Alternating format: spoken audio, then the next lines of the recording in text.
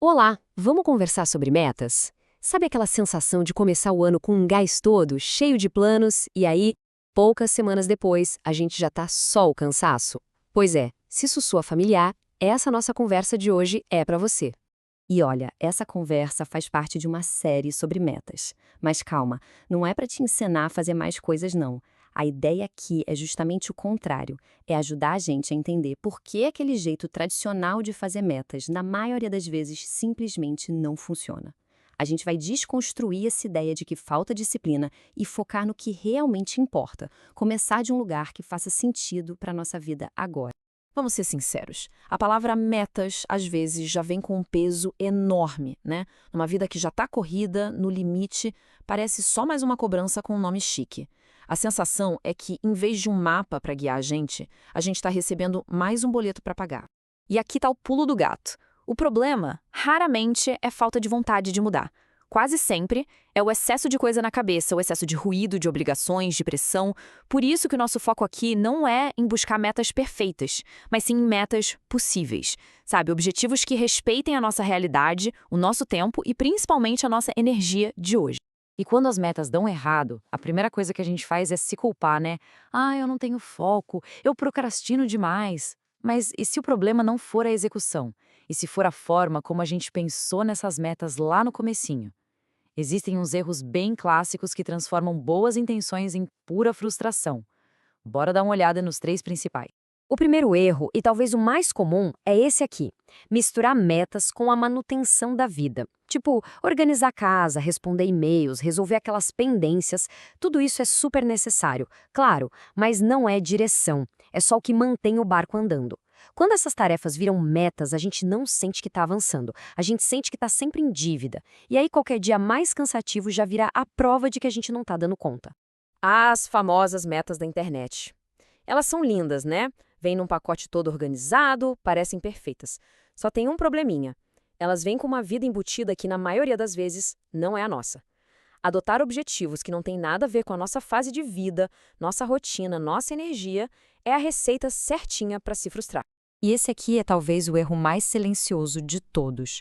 A gente olha para tudo que está meio fora do lugar e decide, vou arrumar tudo de uma vez. Saúde, trabalho, casa, finanças. A intenção é maravilhosa, mas o efeito é o contrário. Um monte de metas ao mesmo tempo não traz clareza, só aumenta a ansiedade.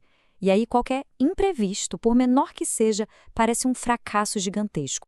Certo. Então, se o jeito antigo não funciona, qual é a alternativa? A resposta é bem mais simples do que parece. Começar exatamente de onde a gente está. Metas que funcionam não partem de uma expectativa ideal, de uma vida de novela. Elas partem da nossa realidade. Ter clareza sobre o nosso ponto de partida é o que permite a gente construir um caminho que se sustenta. Essa é a pergunta de US$ 1 milhão, né? Antes de sair planejando o futuro, a gente precisa entender o presente. E para isso não precisa de um plano mega complexo, não. A gente só precisa se fazer algumas perguntas bem honestas. Vamos lá, um passo de cada vez. Primeiro, o que de verdade está drenando a sua energia? Às vezes não são nem as tarefas, mas a falta de clareza sobre elas. Segundo, o que está sempre ficando para depois? Aquilo que a gente adia costuma carregar uma informação bem importante. E terceiro, o que na sua rotina só existe por hábito, mas não te traz nada de bom. Esse olhar não é para se julgar, tá? É só para a gente entender o terreno onde a gente está pisando. Agora, vamos para uma distinção que, para mim, é uma verdadeira virada de chave. Um dos maiores motivos para a gente se sentir sobrecarregado com metas é a confusão entre o que é uma meta e o que é uma tarefa. Quando a gente entende essa separação, o planejamento deixa de ser uma lista de obrigações e passa a ter propósito. Olha só que simples e poderoso. Tarefas são o que faz a roda girar no dia a dia. Elas parecem urgentes, são sobre executar. Já as metas são a nossa bússola. Elas dão uma direção, são sobre o que é importante e servem de guia para as nossas escolhas.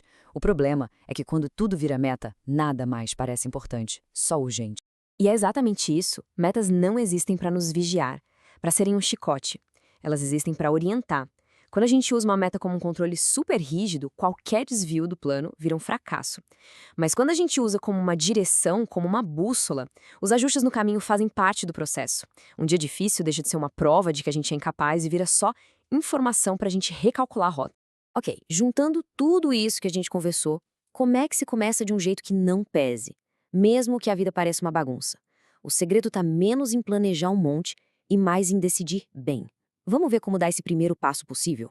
A regra de ouro para quem se sente sobrecarregado é essa: escolher um único foco principal. Só um. Quando tudo parece importante, a gente não consegue sustentar nada.